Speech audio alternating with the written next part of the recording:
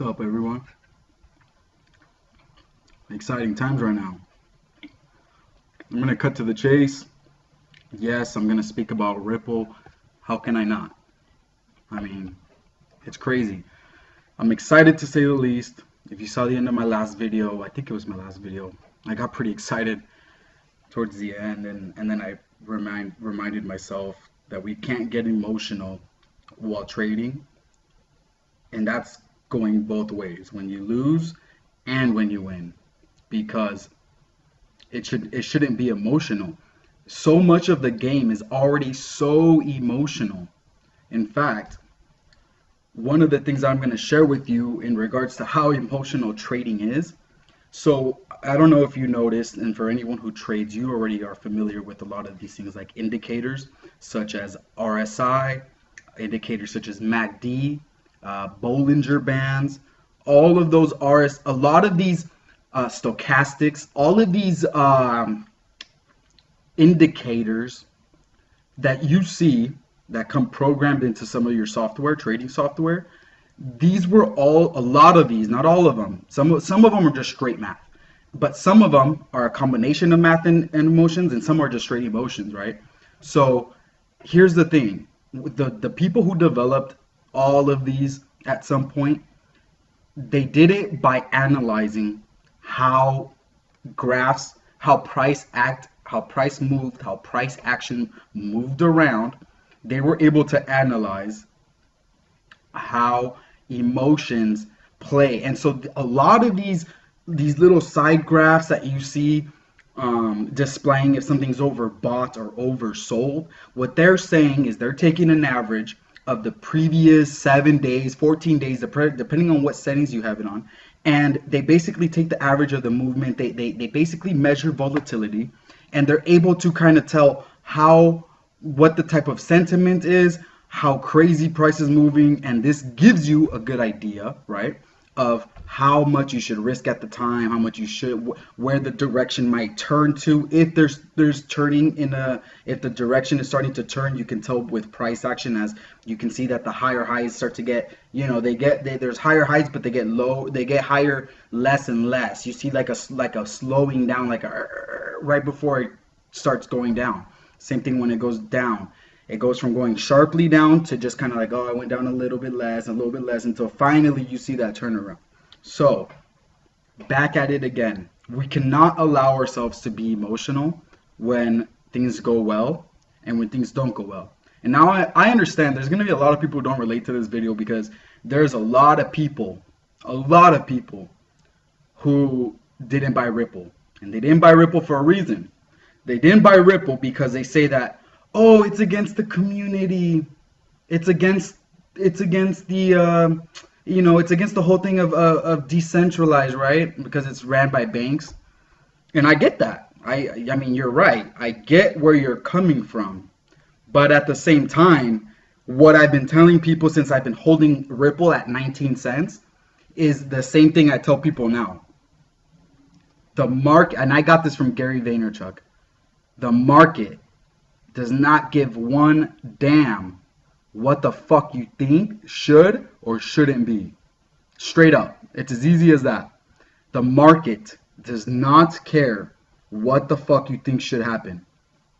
The sooner you understand that, look, once I came to grasp that concept, that I don't care, that the market, no one cares. The market doesn't care. People with different backgrounds and different customs, they think differently.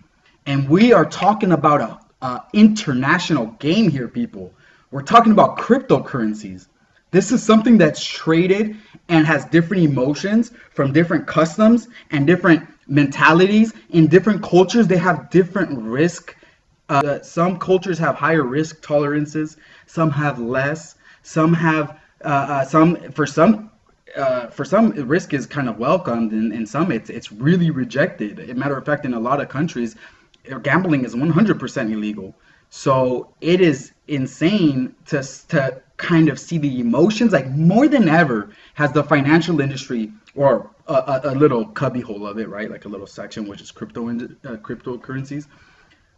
For once, there's like a international emotion. It's an emotional ball right now. And this is what we need to avoid. It's insane. And people want to wonder why certain things happen. There, I see all these videos of why is Ripple going up? Like this is insanity, or people bashing the people who actually held Ripple and like I don't know, I don't know how you guys held and blah blah. Like, yeah, well, guess what? The market doesn't give a shit. I literally have messages, Instagram messages between some other other YouTuber buddies who trade, and I have a message where in one of them I tell them, look at Ripple, and he tells me, I've heard bad things about Ripple. I don't like it. It's ran by the banks. So, and I literally in the messages I say that I could see people from other countries or even people who get involved here. They're gonna say, hey, Ripple's ran by the banks, right? Well, a lot of people trust in banks. Unfortunately, they feel comfortable when something is ran or kind of is backed by a bank. Why? Because banks have been around for a long time and they've built a lot of our economies and whatnot. But at the end of the day, there's a lot of crooked things that go on with them. So ultimately, it doesn't matter. I first saw that people would go into Ripple because of its price, and two, because of the fact that they're gonna feel safer with it. Why? I don't know. It's because it's a bank thing. I don't know. A lot of this pressure for Ripple going up is coming from South Korea and some of these Asian countries. They're coming from a lot of Asian exchanges. So stop worrying about what you think should and shouldn't be, and just start investing in what is and what is most likely. If you're going to speculate with some actual thought. That's the way I see it. Yeah. I'm trying really hard. I've been trying really hard all day to like not blow up in happiness because my account just grew 50% today. And no, and not only that, my stellar lumens is up 50. I basically made 100% of some of my investment today, because if you add the 50% from Ripple, not even disclosing the fact that Ripple was up yesterday. If you take the 50% that Ripple's been up in the past 24 hours and you take the 50% that XLM is up right now, Stellar, and you combine it, I'm up 100. And then you can even add Augur. You can add okay, so one of the things is that I have my trading account, and then I have my HODL account, which is what I call. My HODL account is all of the cryptocurrencies that I believe in that can be held in secure offline wallets. So whether it be my Ledger, whether it be some of my other offline wallets, paper wallets, I have all of the currencies that I just want to hodl for all of until I want to cash out in 2018, which for me is around summertime. That is the account that I don't touch. That account just stays, and it is always growing. Every week I see it increase by about 20 to 30%, because you got to realize some drop every week, out of my diversified HODL account. Some drop, some go up, but overall it goes up, right? So I'm very happy with that. And then I have my trading, which is one where I only trade about 2 or 3 cryptocurrencies. I move them back and forth between what's up and what's down. So essentially, when something's on if all 3 of my crypto or 2 of them are up 20% and let's say 15% or whatever, I trade them for a currency that's down 15% for that day, and kind of see that as a dip. And I keep moving that account. I just keep moving my a few grand. I just keep moving it around, and it's awesome seeing it grow. Like, it's awesome when you see you switch it out, right, and then you see it like kind of go up, and then you just constantly see your account grow up. Of course, there's minor dips, but if you stay headstrong and you don't get emotional, you will be fine. But it's with practice. It's with time. It's with practice. And I know I apologize for looking so ruggedy today. I was at my day job. It was a long day, and yes, I have a day job. Who wouldn't have a day job? This is insane. I don't care how much money you make in crypto, in investing, in forex, in your side hustles. You should, if you're a hungry go-getter, right, you will have a job. This is me. I wake up at like probably 4 to 3 in the morning. I shower. First thing I do is I check Forex, right? Because that's the London session is at the time, followed by the New York session. So I start with my Forex. That way I could just leave that alone. Then I go to my cryptocurrencies. I do my research. I watch videos. I see what's going on YouTube. I read the news, all that stuff. Move whatever I want to move around for the day. I go to work at about 7:30 a.m. I go to my day job, and I'm there about 6 to 10 hours, depending on the day. I come home, eat, catch, watch some Kubera or something, or I don't know, some more YouTube, and I hit it again. I check my Amazon, the stuff I sold on Amazon. I check if I've sold any tickets, any shows. I check to see if I have anything sold on Craigslist. I check to see if any of my purchases at Target. I love buying and flipping stuff from Target. If any of my purchases from Target have sold, like I keep my schedule so packed, like so crammed with different ways of making money that I feel like I'm so well diversified, and I really feel like I'm on my way to success. Every day, every year, I get better and better at doing this. It's insane. It is insane. If you stay positive and you keep the right mentality, you will get very far. Just do not let the fancy shit get to you. Don't try to be someone you're not, right? Like, don't try to, because, oh, now you're making good money and you're making some of it easy, you're going to go around bragging about how much you have, or you're going to go around buying super expensive clothes and just be throwing the hard-ass money that you risked and earned. What the hell? Hell no. I buy myself nice things here and there, but, man, if people were a lot more conscious of how they spent their money and how they invested, they would do a lot better. Ripple's up. My goal is to now look to at least move half of my Ripple to either salt. So if salt drops back to about $13, I'm going to be buying a lot of salt. I already have an order for about at 14 something, but if it drops to $12, $13, I'm definitely going to buy a good amount because it already hit 17. So I don't see why it wouldn't at least hit 17 one more time. And that's the whole purpose of trading, day trading, is you don't have to be in front of the computer all the time. That's why I go to work and I still come home to solid gains.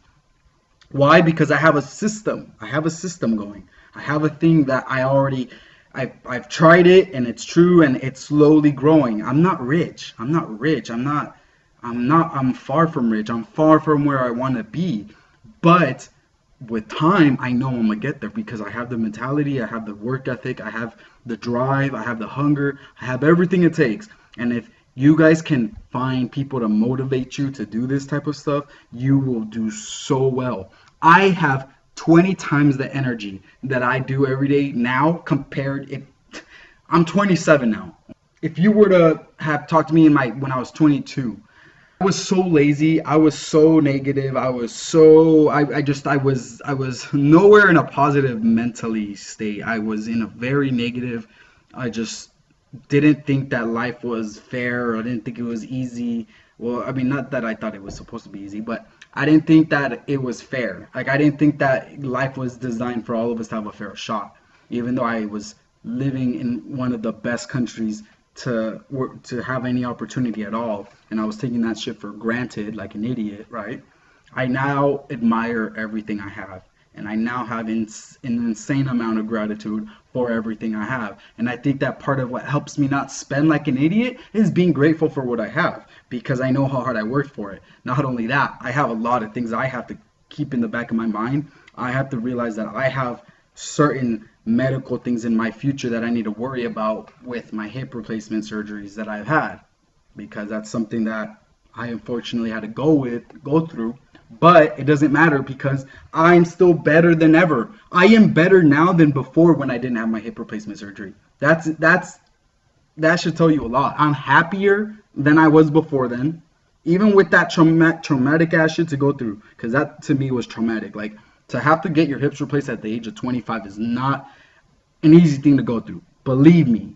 And I know you probably understand that, but it's fucking hard. And something about going through that was what pushed me to be what I am today. It pushed me to become a million times better than what I was back then. I'm in a way better spot. Even though I have a debt up the butt medically, I'm not doing too bad because luckily there's ways where you can do payments, all right? So I was still able to keep everything I had without having to go negative $80,000 because that's how much it costs to have both your hips replaced, and I had both of my fucking hips replaced. So keep that in mind, be grateful, and I promise you'll do a lot better. I hope this video helps. If you guys have any questions, like always, please feel free. I want to hear from you guys. It gives me content, it gives me things to help you guys with. If any of you guys are struggling with anything, shoot it. Just shoot me a private email. I'm gonna start leaving my email, my business email. Send me an email. I will never discuss anything I share with anyone. I mean, you can even write me from an anonymous email. I will help you. I will give you an honest, good opinion. I'm only 27, but I think I'm pretty mature for my age. I've always been pretty level-headed in a certain way. So please let me know, and let's keep in touch. Let's keep the community growing. Let's keep humanity growing. It's exciting times right now.